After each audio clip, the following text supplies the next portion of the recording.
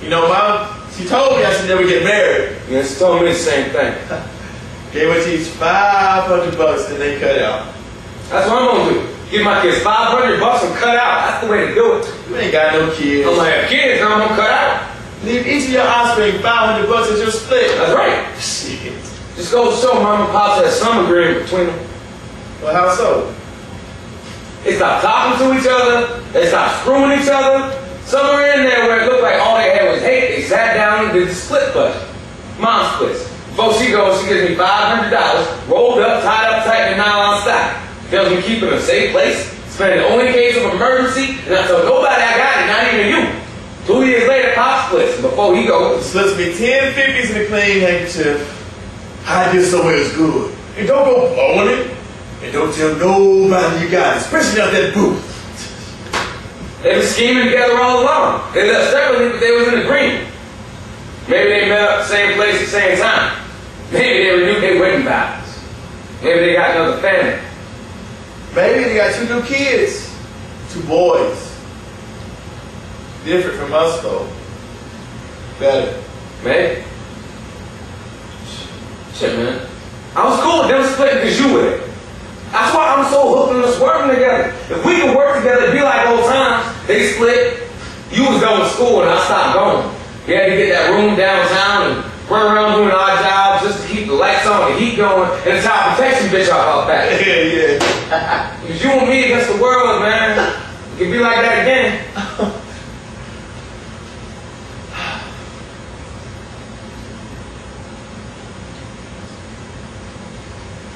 Throwing the cards is as easy as it looks. I ain't stupid.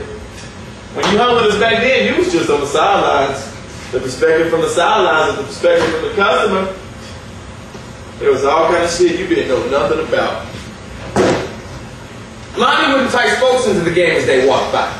The 2 folks on either side looked like they was playing, but they was just pretending to play to generate excitement. You was moving your hands fast as you could, hoping your hands be faster than your customer's eyes. Sometimes you won, sometimes you lost. What else is there to know? The mark is actually what they call the customer.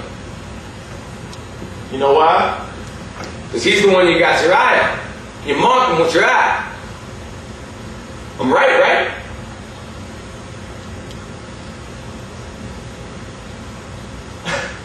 Well, let me show you a few moves.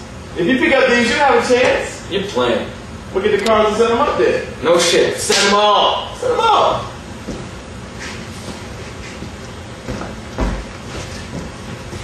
Yeah, I'll take them.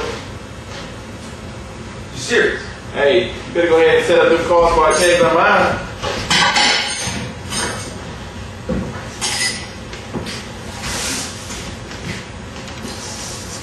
Pink champagne. Shut up, man.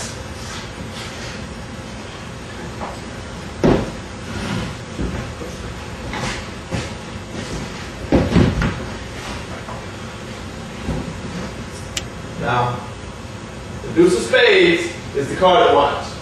I work with Deuce of Hearts. Spades is cool. Okay? Now there's the dealer, the stick man, the sides, the lookout, and the mark. Now I'll be the dealer. I'll be the lookout. Let me be the lookout, right? I'll keep an eye out for the cops. I got a piece in my pants. You got it on you right now? I always got it. Even on a day, you know, home? You never know, man. Oh, So I'm the lookout. give me your piece. Give me your piece. We don't need nobody standing on the corner looking out for the cops because they ain't done. That'll be the lookout. I'll be the stick man then. The stick man knows the game inside out. You ain't there yet. But you will be. Now if you want to look good, you my side man playing along with the dealer, getting the market layers money down. Now you want to learn, right? I'll be the side. Good. Now the first thing you learn is what is. And the next thing you learn is what ain't. If you don't know what is and you don't know what ain't, you don't know shit. Right. What you looking at? I'm sizing you up. Oh, yeah? Well, the dealer always sizes up the crowd.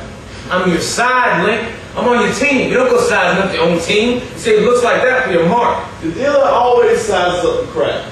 Everybody out there is part of the crowd. His crew is a part of the crowd. The dealer himself is a part of the crowd. The dealer always sizes up the crowd. Then what? Then what?